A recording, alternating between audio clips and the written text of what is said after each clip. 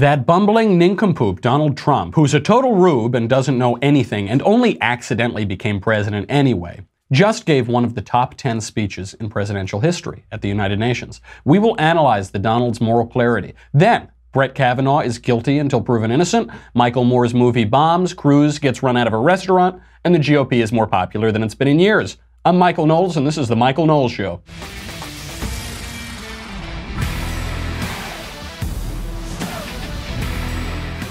Oh, do we have a lot to get to today? Oh, is this just superb? I was up, this speech wasn't that long ago. I watched the whole thing. I'm going to go through it. If you haven't seen it, we will go through it point by point. It was one of the great presidential speeches, which is why the UN audience absolutely hated it. Before we get to that, we have to thank our wonderful sponsor. And, I couldn't have watched this speech without them. I couldn't open my eyes in the morning without them. Black Rifle Coffee. National Coffee Day is coming up September 29th. You know what is going to be in my morning mug? Black Rifle Coffee mixed in with some nice little helping of leftist tears. Some people like cream, some people like 2% milk. I put in leftist tears and it's very delicious. Sort of an Americano. Black Rifle's Coffee Club makes things easy.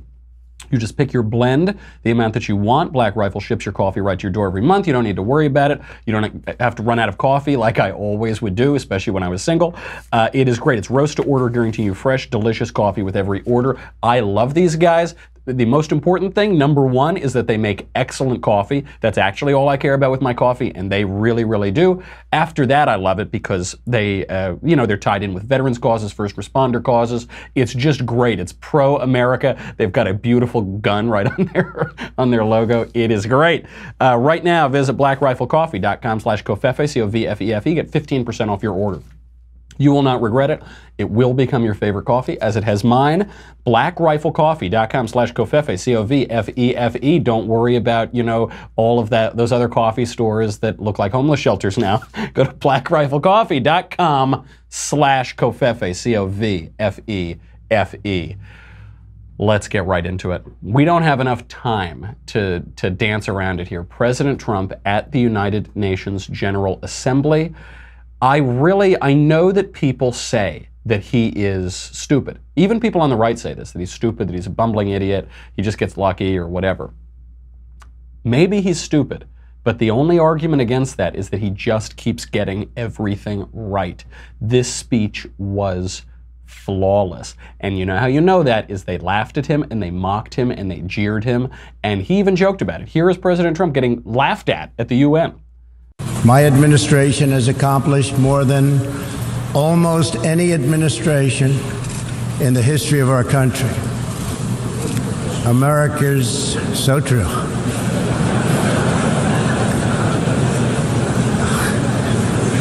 Didn't expect that reaction, but that's okay. So he says, my administration has accomplished more than almost any other administration, which is true. I mean, he had very low expectations to begin with, but everything has gotten better under his watch, and in some cases better at record highs. Joblessness, the stock market, foreign affairs have been handled very ably. Protection of rights, expansion of freedom, deregulation. It's all going really, really well, but they laugh at him. Now, I was very impressed with President Covfefe here, because typical President Covfefe was just he would just turn around and moon the entire audience. He'd say, screw you guys, who cares what you think? But he actually handled it with a little bit of charm. He said, oh, okay, didn't think I'd get that reaction here. That's okay.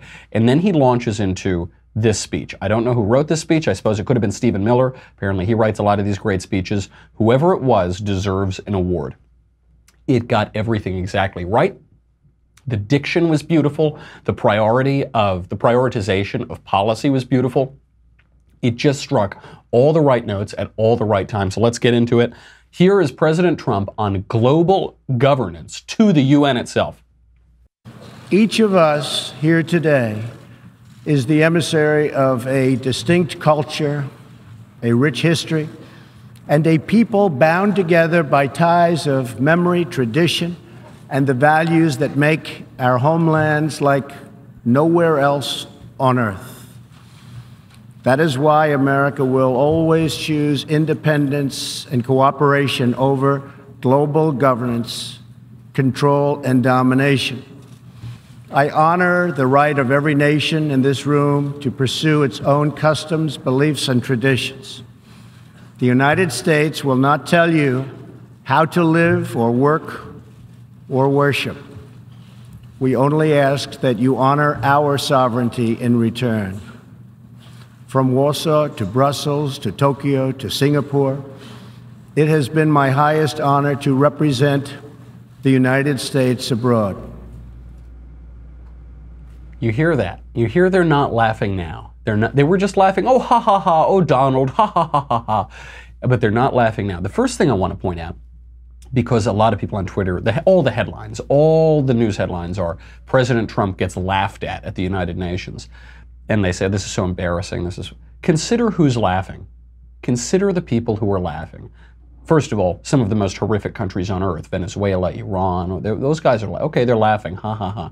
Who else is laughing? People in the European Union, people whose defense we pay for, people that we're defending. Who else is laughing? People that we give money to in foreign aid. Who else is laughing? People who would take away the rights of their citizens and of citizens around the world to govern themselves. That's who's laughing. Great. I hope those guys would laugh at me. I really hope they'll laugh at me. And they're not laughing now. When he gets into this, they're not laughing. This isn't going to be some fluffy, eccentric speech. He is laying this out very clearly. The United States will resist global governance by bodies specifically like the United Nations and the International Criminal Court. And there is a movement right now around the world, especially in Europe, to pull away from these supranational institutions and organizations that take away people's rights to govern themselves. Trump isn't using Trumpy language here. He's not using colorful language. He is getting right to the heart of it, and they are listening. So he talks about the global governance. He stands up and, for all intents and purposes, says the UN is a dystopian fantasy. And not that it's a wonderful, great, nice dream idea, that it's a bad fantasy because it takes away the rights of people to govern themselves. And he has the courage to go to the UN and say, for all intents and purposes, we oppose you. And then he gets into specifics because the way that this point of view is caricatured is that, oh, he's an isolationist. The US is going to retreat. It's going to ignore the international community. The rest of the world is going to go forward. We're going to say, no, no, no. We're going to allow atrocities to happen. But this view, the view of this administration, whether it's Trump's view or not, it is now because he's articulating it, is that it's much more nuanced than that. Here, I'll let him explain it. In this vein, we urge the United Nations-led peace process be reinvigorated. But rest assured, the United States will respond if chemical weapons are deployed by the Assad regime. You hear that. It's not they can do whatever they want. Oh, let Russia do whatever they want. Oh, let Assad do whatever they want. No, it isn't that. He's saying the peace process in the UN wants to keep going on. We won't interfere with that. We're not going to make it our national priority to rebuild a country in Syria or to institute regime change or to do any of these pie-in-the-sky Wilsonian endeavors in Syria. But there is a moral minimum. He said, look, you don't have to choose between total isolation and nation building. You can have a moral minimum here which says, we're going to let this keep going on. We're going to not entirely impose from right above Western liberal democracy on Syria. But if the regime in Syria uses chemical weapons in violation of international treaties, like a butcher in a bloodbath, we will intervene. We will intervene. We're not trying to intervene, but if you make us intervene, we will. We will insist upon a moral minimum in the international order. If you don't meet that moral minimum, we will take your country away, or we'll at least hit you pretty hard.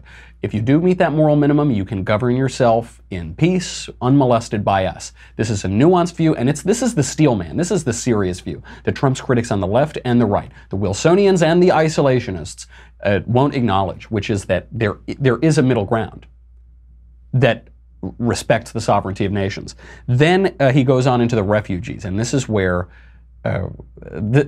demagogues also on the left and the right want to hit him, and this is where the nuance of this position is so clear. Commend the people of Jordan and other neighboring countries for hosting refugees from this very brutal civil war. As we see in Jordan, the most compassionate policy is to place refugees as close to their homes as possible, to ease their eventual return, to be part of the rebuilding process.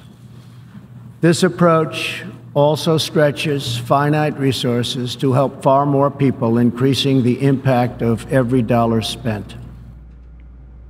Notice the language. We appreciate people who are taking in refugees in neighboring countries, countries like Jordan or wherever, because this issue gets demagogued. They say, oh, if Europe will not allow itself to be flooded by young Muslim men from failed states who haven't been vetted, from Syria, from Afghanistan, from wherever, then if you don't allow that, then you're not compassionate, then you're wicked, then you're evil, you're unchristian, you're unwestern, you're unliberal, you're on this, you're that, you're this or that.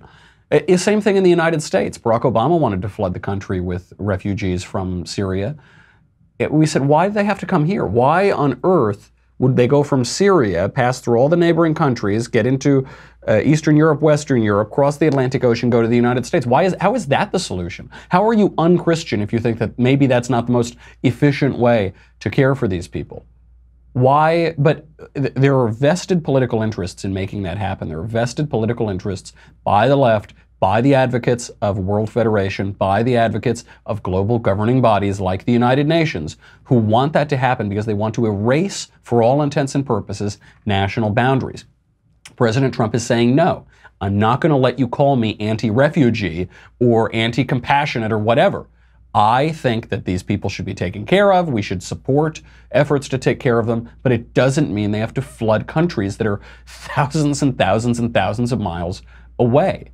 It doesn't make any sense. And he makes a good point there at the end. He said there's nothing efficient about that. If we want our dollars, our charity dollars, to go as far as they can, help as many people as they can, why would we be flying all of these people over to the United States or going, thousands of miles through Europe when we could help them in neighboring countries? And then he strikes that point home. He says they need to be in those neighboring countries so that they can rebuild their country when the Civil War is over.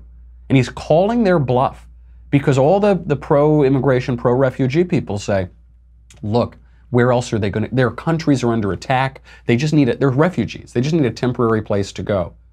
Well, okay, but if they're going to go to a temporary place, why bring them to America? It's much harder to get back. Of course, what their real purpose is to bring them all to the West, bring them all to the United States, have them become American citizens in large numbers, and disregard the will of the American people, whether or not they want that many refugees, that many unvetted people, that culture that comes from a war-torn area to come to the United States. Oh, you can't do that. And they demagogue on the issue, and they say if you don't permit that, then you're not living up to your own values, which nobody else lives up to, but also you're unchristian, those values that undergird our civilization. Cardinals, bishops have said this. You have to welcome all of the refugees. Welcome all of the refugees. And President Trump is being very nuanced here. He's saying, we would like to help them. We want to help them in the way that is best suited for their interests and for their nations and for their countries. And what does the left say to that? They have nothing that they can say to that. It totally exposes the lie, which is that it's not about helping refugees from a particular civil war. It's about transforming the makeup of Western countries in the United States. Then he gets into Iran. Now, Barack Obama made Iran the pinnacle of his foreign policy. He was willing to give away everything he had, and a lot of things that he didn't have, to secure the Iran deal, which for all intents and purposes put Iran on the path to get a nuclear weapon. President Trump singles out Iran, but the reason he singles out Iran is not just because they're bad guys, although they are bad guys. It has everything to do with the nation state, with nationalism, with the international order. Here's him calling out Iran. Every solution to the humanitarian crisis in Syria must also include a strategy to address the brutal regime that has fueled and financed it, the corrupt dictatorship in Iran. Iran's leaders sow chaos, death, and destruction. They do not respect their neighbors or borders or the sovereign rights of nations. So listen to that. They don't respect borders. They don't respect the sovereign rights of nations. He points out that they're bad guys and they're brutal and they're all of this. But there are a lot of brutal regimes around the world. There are plenty of brutal regimes. And over the course of history, brutal regimes are the norm. They're not the exception. So what makes Iran so awful is that Iran undermines the international order and the system of nation states that we've had for 350 years. Iran has always done this. Since the Iranian Revolution decades ago, they try to keep one foot in the international order and one foot out. So they'll speak at the United Nations, they'll send their heads of state to speak at Columbia University, they have different agreements with other countries, they'll sign on to fake treaties with the United States under Barack Obama, they'll demand money, they'll demand to be treated as though they're serious players in the international community, and then they'll fund Hezbollah. And then they'll fund Hamas, and then they'll fund this, and then they'll fund this, and then they'll fund that. And they'll fund terrorists all around the world, the largest state sponsor of terror around the world, and undermining the boundaries of other countries, really fighting with us during the Iraq War. Why would we tolerate this? Why could we tolerate this country having one foot in and one foot out? Either you're in to the system of nations or you're out of it. We've had the system of nations now for 350 years. We'll explain that and explain why it's so important in a second, because President Trump concludes his speech with a rousing call to defend it.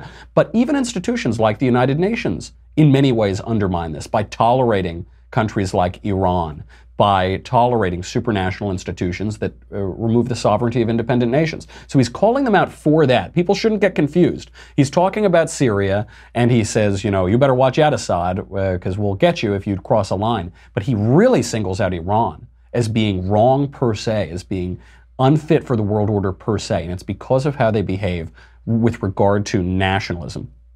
Then, lest you think that he's only beating up on foreign affairs in the Middle East, only tackling the most complex issues of the last decades, then he defends his stance on trade, and I hope that conservatives listen to this. For decades, the United States opened its economy, the largest by far on earth, with few conditions. We allowed foreign goods from all over the world to flow freely across our borders. Yet, other countries did not grant us fair and reciprocal access to their markets in return. Even worse, some countries abused their openness to dump their products, subsidize their goods, target our industries, and manipulate their currencies to gain unfair advantage over our country. Beautiful, because a lot of conservatives now are saying Donald Trump is anti-free trade. There's nothing in that statement that makes him sound anti-free trade. He's not saying that the problem was that we opened up our markets to foreign goods. He's saying the problem is we didn't get their markets in return, which is what people who have been defending this policy of threatening tariffs have been saying for a while, which is that we never had free trade. We never had really free trade before. Free trade is a wonderful thing, but people are not playing by the rules. Just to take China alone, they steal our intellectual property, they manipulate their currency, and this is not something that Donald Trump just started talking about. I was on John Huntsman's campaign in the early days of that campaign in 2012, and he was a hardliner. He was running in many ways like a Tea Party candidate, and he was saying we need to force China, about which he knew a lot because he was the ambassador to China. He said we need to force them to stop manipulating our currency and stealing our IP. Now President Trump is actually following through on this, putting a lot of pressure on China, and conservatives are attacking him. But previously, before the Trump era, there was widespread agreement on this from virtually all flanks of the Republican Party, from the conciliatory, nice tone, more elite end of the party all the way to the populist end. There was a consensus that you need to force people to play fairly on trade. Now they're attacking him as though he doesn't know anything about economics, though the strength of our economy right now would seem to suggest maybe those experts are the ones who are mistaken. This is such an important point. And it also points out that, first, the logic of the trade war and the trade threats it should be simple to everyone, but I will spell it out. We say tariffs are always wrong. Don't ever institute any tariffs. Don't ever retaliate against tariffs. One of the main arguments against tariffs is that they will start a trade war. But why will they start a trade war? Because it is expected that rational nations, when they have tariffs imposed on them, when they have unfair trade conditions imposed on them, will respond in kind. But if tariffs are always, in every case, there's no use for even threatening tariffs, then why would that be the case? The argument for tariffs, or the argument rather against tariffs, undermines the argument against threatening tariffs or against trying to play fairly. And the way he articulated that is beautiful. He didn't get up and say, we're never doing trade with any other countries, we're making everything here, screw you rest of the world. He didn't say that at all. He said, you've got to play fair. And he said it right to their face, right in the General Assembly. Then we move on to the John Bolton of it all. I was waiting for President Trump to rip his mask off, to show that giant walrus mustache, and, you know, have put the glasses on and the big glass ring, and just have John Bolton screaming at them, did you miss me, boys? Did you miss me? It's been a while, huh? He takes on the International Criminal Court. Here it is. For similar reasons, the United States will provide no support in recognition to the International Criminal Court. As far as America is concerned, the ICC has no jurisdiction, no legitimacy, and no authority. The ICC claims near universal jurisdiction over the citizens of every country, violating all principles of justice, fairness, and due process. We will never surrender America's sovereignty to an unelected, unaccountable global bureaucracy. America is governed by Americans. We reject the ideology of globalism, and we embrace the doctrine of patriotism. Around the world, responsible nations must defend against threats to sovereignty, not just from global governments, but also from other new forms of coercion and domination. Beautiful. What this does, the United States didn't have to articulate this policy. John Bolton articulated it and spelled out what the State Department was going to do about it. A few weeks ago at the Federalist Society, he said the ICC is dead, the International Criminal Court, which is going to go in and try to prosecute American soldiers. They're dead to us. We will take every action against them that we have to take. But President Trump chose to underline this today at the UN. That's beautiful because it means that it has the support not just of the wonks and the State Department, whatever. It has the full support of the President of the United States. It's the official policy of the President. George Bush, when he was president, talked about this as well, pulled us out of talks for the ICC, and Donald Trump is underlining that beautiful thing. And he says, we will pursue a policy of patriotism. We will not submit to this. Submit is the key word, because I think a lot of people on the left, they think, oh, the ICC sounds great. Oh, there's an international, supranational body hovering above us all, and they're going to hold everyone to justice, all the bad guys around the world. Why wouldn't we support that? The United Nations, it's united. It's united. Why would you what? You don't want to be, you want to be divisive? You want to be the divisive nations? Oh, it's so nice. Ooh, the European Union, they're union. Oh, yeah. To whom are these international organizations accountable? To whom? To you, the voters? To you, Americans? To you, the people who hold our values and have our culture and believe what we believe? Or are they responsible to Venezuela? Or are they responsible to North Korea? Or are they responsible to Iran? Or are they responsible? To whom are they responsible? To what ideas? You know, different countries have different ideas. Different cultures have different ideas. Which ideas are going to govern them? And what recourse will you have against them if they start treating you unfairly, if they start targeting you, if they start oppressing you? No recourse whatsoever. Who votes for the United Nations? Do you get to vote? You don't get to vote. No, absolutely not. But we demand as citizens of this country that we have the right to govern ourselves. That's how we run our country. That's the way it is. Donald Trump is underlining that, and he's exposing the shallow, saccharine sentimentality of these international bodies for what it is. Then he gets to the heart of it. One of the main central issues of his campaign, and one of the central issues pushed by the pro-international, pro-imperial bodies like the United Nations: immigration. We recognize the right of every nation in this room to set its own immigration policy in accordance with its national interests, just as we ask other countries to respect our own right to do the same, which we are doing. That is one reason the United States will not participate in the new global compact on migration. Migration should not be governed by an international body unaccountable to our own citizens. Absolutely right, because if immigration is governed by that, then you don't have a country. Because the point of immigration in self-governing countries, in democratic republics such as we have, is that they make the laws. So the country who controls immigration for a democratic republic controls the country. That's how it works. You flood it with enough people who think a certain way, they're going to elect a government, and you don't have any power. That's the way it is. Maybe you'll get lucky, maybe they'll all start voting for Republicans, but maybe they won't. And very likely any immigration policy that would affect that probably won't happen. As a Catholic, this does present an interesting point, which is that the system of nations, the Westphalian system, is largely a product of Protestants. It happened at the Treaty of Westphalia in 1648 because the Catholics could not reclaim empire, the Spanish Empire, the Holy Roman Empire. They couldn't reclaim it. Ironically, it was affected by Catholic Cardinal Richelieu of France. In many ways, he was the guy who ensured that 6 or 7 years after his death, the Westphalian system would go into place. But now we find ourselves defending that system. Why is that? Because who are these empires accountable to? If they were accountable to God, if they were Catholic empires that were accountable to God himself, maybe I could get behind it. But to whom is the UN looking for spiritual and political and moral guidance? God only knows. God help us if we get that answer. Or the International Criminal Court or wherever. You can't trust any of these international bodies. Trump says that exactly right. And if you control immigration, if an outside force controls immigration into a country, it controls the country.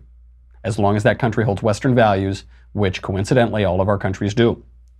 Then he hits Venezuela specifically, just to remind you that a lot of people in this room are dirty, rotten scoundrels. Currently, we are witnessing a human tragedy, as an example, in Venezuela. More than 2 million people have fled the anguish inflicted by the socialist Maduro regime and its Cuban sponsors. Not long ago, Venezuela was one of the richest countries on earth. Today, socialism has bankrupted the oil-rich nation and driven its people into abject poverty. Virtually everywhere socialism or communism has been tried, it has produced suffering, corruption, and decay. Socialism's thirst for power leads to expansion, incursion, and oppression. All nations of the world should resist socialism and the misery that it brings to everyone. I don't think Trump's a real conservative, do you? I don't think, he's not a real conservative. He's like a big lefty. He's not a real conservative. I mean, he just gave a speech that would make Ronald Reagan blush, but he's probably not a real conservative. I wish that they could cut for reaction to Alexandria Ocasio-Cortez when he just goes after socialism. And make no mistake, he's hitting socialism abroad, he's hitting Venezuela, he's hitting these awful socialist countries, but he is hitting the Democrats who have embraced socialism, who are running over 40 candidates formally identified with the Democratic Socialists of America this year. And he's saying socialism is misery. It's awful. Cut to Ocasio-Cortez. Like, I'm not the expert. I'm not really the expert on any. I know you're not the expert. So he hits socialism really hard because it's awful. It's terrible. National socialism is awful, the Nazis. International socialism is awful, the USSR. And democratic socialism is awful. It's insidious, it's evil, there's no argument for it. It's very bad. It's a little slower, it's more gradual, it's more pernicious. It doesn't seem as awful up front, but it is the exact same poison. The gospel of envy, the philosophy of failure, as Winston Churchill said, just terrible. Why is that? Because eventually it's a contradiction in terms. The reason that it's certainly the case that you can elect socialists. You can elect as a free people to have socialist programs, to have an ever-increasing government controlling more and more of your lives. But you can't remain democratic for very long because of a problem of human nature, which is the more power you give to these corrupt institutions, the less recourse you're going to have. A government that's big enough to give you everything you want is big enough to take away everything that you have. This has always been the case. Socialism has failed and bred misery and slavery everywhere that it's been tried. In some cases, that has progressed more slowly. In some cases, it's been very, very fast. But we've seen it everywhere. The American left has never apologized for it. They continue to embrace it, and Trump is smacking it down. It's beautiful and delightful. Finally, he brings it home with a note on patriotism that is very beautiful. Donald, take us home. We must defend the foundations that make it all possible. Sovereign and independent nations are the only vehicle where freedom has ever survived, democracy has ever endured, or peace has ever prospered. And so we must protect our sovereignty and our cherished independence above all. Absolutely beautiful. I have one little criticism of that bit, which is he talks about peace prospering only in the nation states. He's half right, but he's half wrong, because there has been peace before. You can have, as Ronald Reagan said, you can have peace in 2 seconds, which is to say the word I surrender. If you say I surrender, you'll get peace in 2 seconds. Slavery is peace. It's peaceful for a little bit. There was peace in the Roman Empire. There have been peace in other empires. Peace in parts of the British Empire. There have been a lot of empires in the world. Since antiquity, empire, the natural inclination of man is empire. As Yoram Hazani, who we had on the show a couple weeks ago, talks about, the Bible calls out the nation of Israel to be a nation and to be a light to other nations. God speaks to Israel, says, be a nation. Don't be an empire, be a nation. We are a nation. The modern system of the world represents nation states. And nations might not always be totally peaceful, but they will be free. Now, President Trump, look, it sounds nice to say peace prospers, and it is true, by the way. If your government is oppressing you, there's a certain peace to that, but there's a certain violence to that too. There's actually a certain constant violence to that too. But the speech was superb. The nation state is the only vessel for freedom and prosperity. He's absolutely right. It's true materially, it's true spiritually, it's true politically in this day and age. Perhaps at some other time, the world wasn't in that position, but right now that is the case. There is no good empire to which I would give my sovereignty. A wonderful speech. It's his best speech since Warsaw. That was another wonderful speech of his, and probably written by the same guy, touched on a lot of the same themes. Really, really good. He should give more of these. Just excellent. They say that he's a nincompoop. He doesn't read. He doesn't know anything. He talks about Stormy Daniels. He goes and sees porn stars. I don't care, Donald. Take all the porn stars you want. If you give speeches like that and you give it to the rest of the world like that and you defend American freedom like that, have them all. Take every penthouse pet, every Playboy of the month. I don't care. Wonderful. And the media are going to report this like a bunch of fools, which is what they are. They're going to say he got laughed at. That's going to be the headline that you see. But you saw that speech. You heard those statements. It's a beautiful thing. It's what we stand for as Americans, and we should defend it tooth and nail. By the way, at the end of that speech, I wish I had the clip. He ends it by thanking the glory and goodness of God, and says to all in those words, and then says to them, God bless you all, because what he is saying is that our system of nations, our respect and desire for human freedom is based on the God that created us, and not just any vision of God, not some little devil God that some guy out there believes in, but the one and true God on which this international order is based. Beautiful, wonderful statement. They say he's a lapsed Presbyterian who doesn't go to church. Doesn't really bother me. Doesn't bother, maybe it bothers him. Maybe he should talk to his God about that. But if he is speaking so bluntly, so clearly, and so precisely about our nation states, about our country, about the values that our country is based on, and the God who gives us those values, more power to him. Wonderful speech. We got a lot more to get to. Unfortunately, I got to say goodbye to Facebook and YouTube. Ironically, it's National Voter Registration Day. Give you some thoughts on that. And I don't think it's ironic. I guess it's coincidental that President Trump is defending the right of nations to govern themselves. Then we've got to talk about Brett Kavanaugh, who's guilty until proven innocent. We've got that wacko from Hawaii, Mazie Hirono. Cruz gets run out of a restaurant, and some good news. I'll leave you on some good news. By the way, I'm not going to be here tomorrow, folks. I'm flying over to Ohio to talk to all of the brilliant students at Franciscan about the simple joys of being right. If you're in the area, maybe I'll see you there. If not, hopefully we'll be able to get it online or something like that. That's going to be the first speech in my Young America's Foundation tour, Covfefe on Campus, which is coming to a school near you, hopefully. If you'd like to bring a little Covfefe to your campus, go to yaf.org and you can request that I come give a speech there.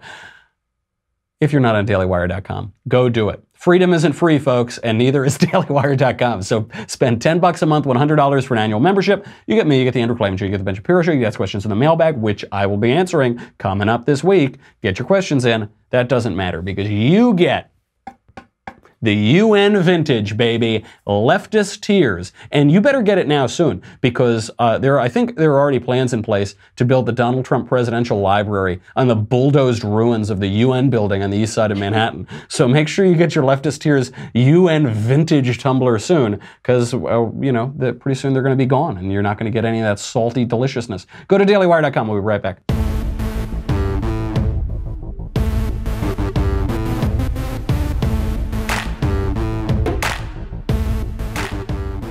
It's National Voter Registration Day. This is a fake holiday that was invented in 2012, but it's a wonderful coincidence because Trump just gave an entire speech about how you vote. You get to determine the course of your country, and some jokers at The Hague or in Brussels or at the United Nations don't get to do that for us. I would like a little public service announcement for National Voter Registration Day. Please listen closely. If you're listening to this show, this won't be a problem, but tell your friends. If you do not know anything about or have any stake in the history or the government or the public debates of this country, don't vote. Don't vote. Don't vote. There's nothing good about voting if you don't know anything. It's actually bad to vote if you don't know anything. Do not do it. If you have no stake in the country, if you don't like the country, if you don't like your countrymen, don't vote. Don't vote. It's a bad idea to vote then. Why would you remember a few years ago when Puff Daddy did that campaign of like, vote or die, because I'm going to kill you if you don't vote? Don't worry. He's old now. He's not gonna hurt you anymore. Don't vote. If you do know something, go vote. And don't forget, guys, don't forget. Election day is coming up. Election day is coming up this November. If you're a Republican, election day is this November. If you're a Democrat, election day is in December. So mark that on your calendar, circle December. You say, I gotta go vote in December. I don't want to miss it. And then close your ears for a second. If you're a Republican, it's in November. But don't listen to what I just said. It's November. Just a little PSA for National Voter Registration Day. Okay, Brett Kavanaugh, that dirty, rotten, murderous, genocidal, rapist maniac, NBC told me, is guilty until proven innocent. So this is what they've all been saying. They've been saying not a bunch, really, just a few of these Democratic activists who say that a guy who looked like Brett Kavanaugh walked by them in 1942, and they're saying that he's unfit for the court because of that. The ones who are making these absurd sexual allegations that have no corroboration whatsoever, that people who are called witnesses in them have denied and said they don't exist. The stories have been changing year over year. Women have been changing their stories coming out of the woodwork. Brett Kavanaugh has solid defenses for all of these things. The left is saying he's guilty until proven innocent. Here is MSLSD.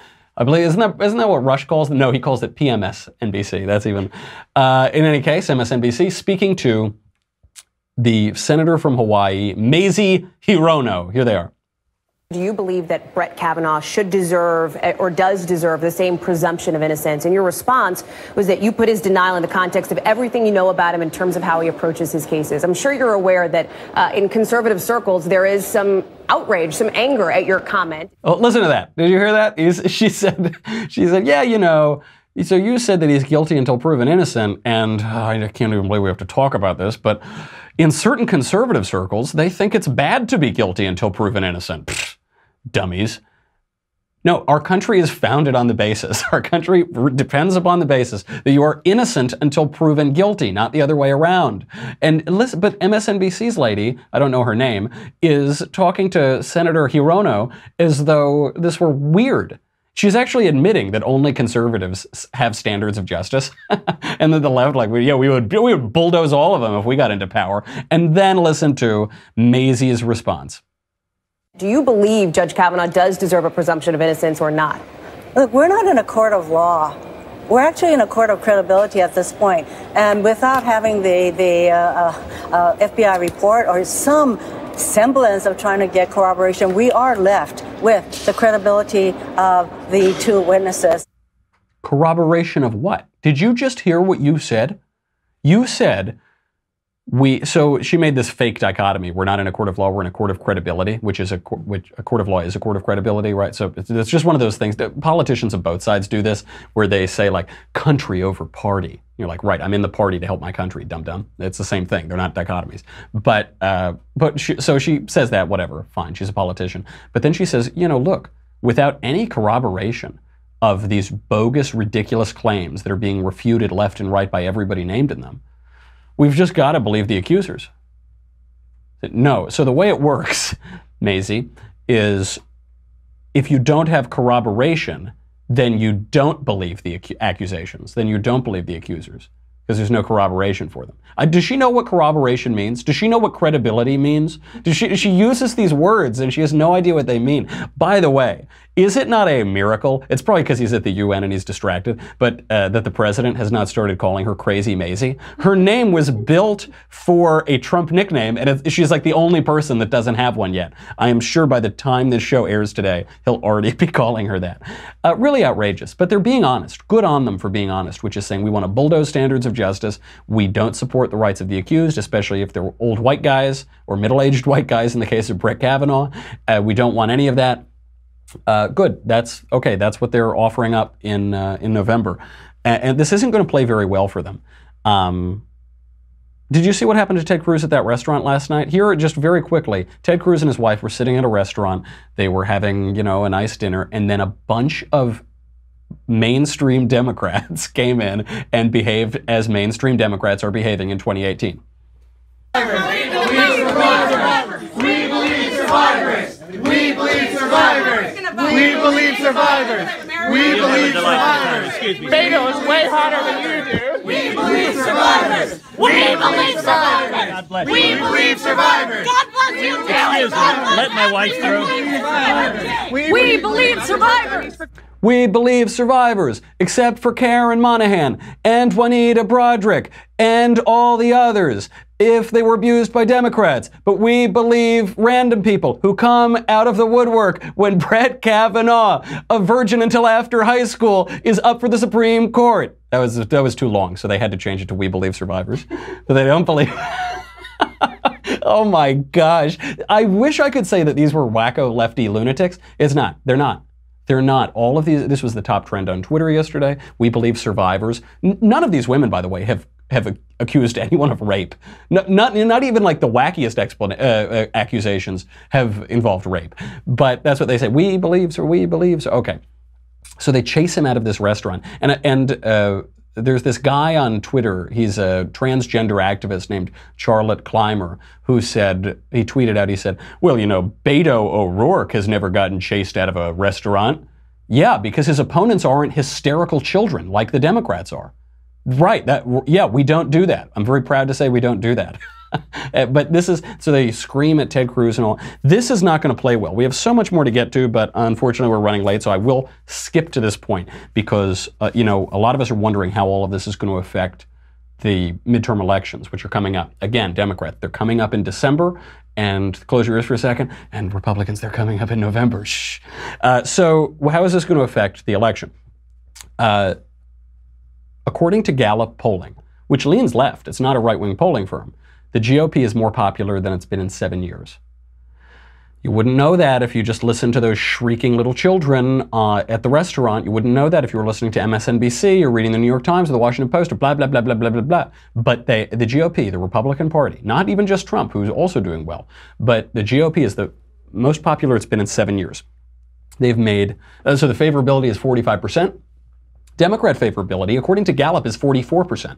The Republicans are more favorably viewed right now than Democrats. This is up for Republicans from 36% last year. This is a major gain. So, by the way, since 2008, since the election of Barack Obama, Democrats have almost always rated higher and often significantly higher in favorability than Republicans. Now, you would say now, a lot of people watching the news would say now Republicans they've never been less popular. Oh, it's all awful. It's going to hell in a handbasket. No way. Republicans are historically popular.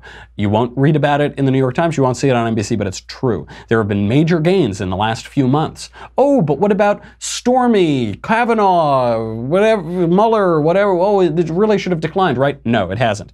Part of the reason for that jump is that the GOP right now is more likely to view their own party favorably, but the Democrats' view of the GOP has not declined. It hasn't diminished. A lot of people say, yeah, well, okay, the GOP, Republicans might be viewing their own party more favorably, but they're totally losing Democrats and people on the fence. Not true. That's not reflected in Gallup polling. Democrats view the GOP and their own party, the Democrats, in exactly the same way as they did. The GOP has seen a jump among people of all economic groups and especially middle-class income earners. Why is that? Because they've managed the economy very, very well. This is very good news. It tells me not to believe the polls very much because the generic election polls, for instance, one, because there's no such thing as a generic candidate. People are voting for their own candidates. And because a lot is not reflected. When you inject Trump into questions, a lot of numbers get skewed. And also, you know, when you call up different people, polling has had a number of crises in the last years because of methods of collecting information. But these numbers, in so much as we can look at the polls, these numbers are really pretty good. And if President Trump keeps going up there and offering a choice, not an echo, not being Democrat light, not being UN light, but going out there and going after them and defending American interests, which are in the interests of the world for America to follow American interests, I could see great popularity. I could see being surprised in November because it's true, historically, we should lose the House. Maybe we will lose the House, but I could see a real surprise. Now, if they back down, if the Democrats go squishy, if Chuck Grassley doesn't hold this damn vote, if Republicans cave, I could see a blue tidal wave coming and taking us all. The choice is up to our elected officials, but at least one of our elected officials today handled himself very, very well. Okay, that's our show. I got to get out of here. I won't see you tomorrow unless you're in Ohio. Then I will see you. I look forward to going out there. In the meantime, I am Michael Knowles. This is The Michael Knowles Show. I will see you again on Thursday.